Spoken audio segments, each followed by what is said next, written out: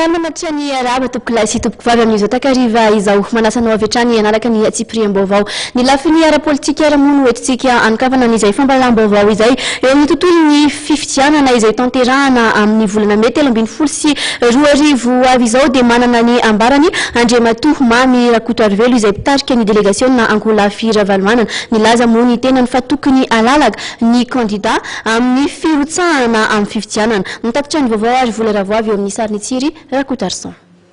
No amafisina Andriamatoa Mamy Rakotoarivelo fa hirosaka amin'ny fifidianana filoham-pirenena izay heverina ho tanterahana fa 9 volana May 2012 amin'ny fiodionana voalohany filoha teo aloha Marc Ravalomanana. Tsy tokony hisy hoe mitarika ny délégation-ny Ankoholahy Ravalomanana ny famefena olona tsy afaka hirotsaka amin'ny fifidianana. Mitsipaka ny lalàna izay milaza fa tokony hipetraka tanindrazana embolana mialohan'ny fifidianana ihany koa ny Ankoholahy Ravalomanana. Tena mouvance Ravalomanana dia hoe avy alao hilatsaka daholo izay te hilatsaka ary aoka tsy ho fefena amin'ny zavatra resahana atseroa eo moa zany le resaka hoe nini diso malaza loatra amintsika amin'izao fotoana izao aoka tsy ho fefena amin'izay ny safidy ny voaka malagasy ihany koa isafidy hoe iza ny tiany hitantana ny firenena mandritra ny 5 taona manaraka alao hilatsaka izay te hilatsaka raha tena zoina ny lalàna amin'izao fotoana izao zany dia hoe le mbolana hipetrahana eto Madagasikara dia tsy hoe melohan'ny daty ny fifidianana fa melohan'ny farany fametrahana daty farany fametrahana ny candidature zany hoe raha ohatra tena ila pitsopitsony sika dia efa tamin'ny 20 Aogositra lasa teo ny tokony mipetraka eto izay teo candidat ho filoham-pirenena zay nefa ny mino fa tsisy fifidianana hovanina ao tiako tenena amin'izay hoe hovanin'izay dia hoe manaraka le fenitra hoe demokratika ekeny rehetra mangarahara ary tsy mitongilana tsisy fifidianana hovanina amin'izay fepetra ny teneniko teo zay eo raha tsy mahazo milatsaka malalaka daholo ny rehetra ka aoka tsy ny lalàna zay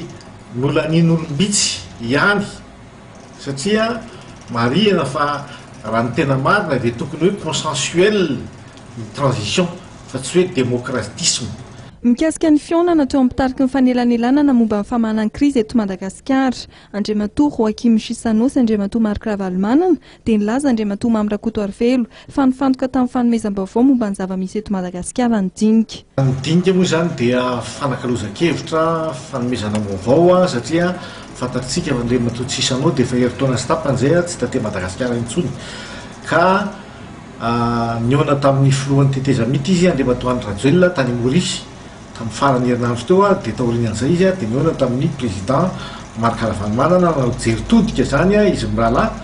mikasika ny hoe ahoana ny fomba hivoahana amin'ny crise politique eto Madagasikara dia samy naneho ny hevitra moa ny tsirairay ny andaniny sy ny ankilany dia meteny fa mbola hifanome vaovao ihany koa ary mbola iona tsy hoela alohan'ny hanovana ny tatitra izay tokony ataona Andriamatoa Chissano sy ny équipe de médiation amin'ny troïka ny SADC.